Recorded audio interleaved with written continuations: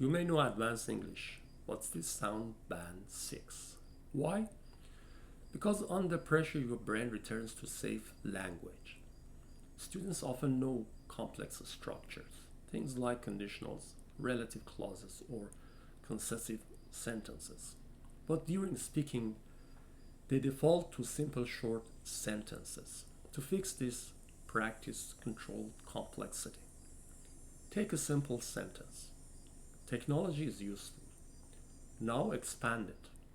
Although technology saves time, it can sometimes reduce face-to-face interaction. Now, train this repeatedly with common IELTS topics. The goal is not complicated English all the time. The goal is controlled variety. Advanced English is not about difficult words. It's about flexible sentence structures.